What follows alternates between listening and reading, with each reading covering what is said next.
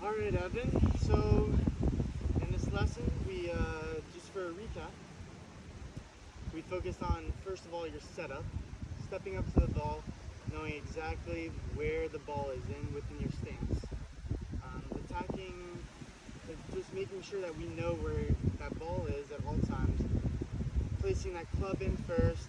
If you want to demonstrate, stepping in, making sure we're lined up correctly, then kind of knowing where the ball is within our stance. Now, we also talked about that left foot, that left front foot of yours. It was a little closed prior to our start. And now we kind of opened up the body a little bit, so we allow the club to come through a little bit better. Also letting that flare come through.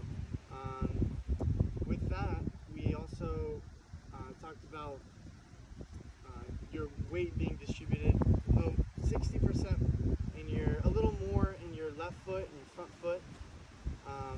Along with that, we discussed you had a hard time. Address it. You had a hard time. You would come up here, and then you would kind of let the club go loose a little bit, and then your hands would get too far ahead, which would make the club lag a little bit, preventing causing either a thin or a chunk. So to cure that, we stepped up and we made sure that your hands at address are in front of the club or in front of the ball, and in our backswing we make sure our left arm is completely straight, having that sense. With that being said, the right hand, we were choking up on the right hand a little too much pressure, which kind of affected you to kind of flip at it, causing you a little more chunk in it, or even causing that little occasional thin.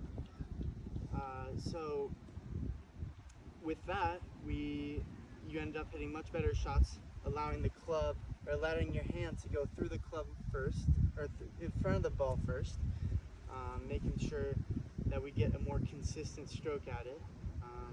And then we just saw more consistency in the flight, the actual height of the ball, and then your landing spot, you hit it pretty much 100% of the time, which was quite impressive. So, do you have any other inputs?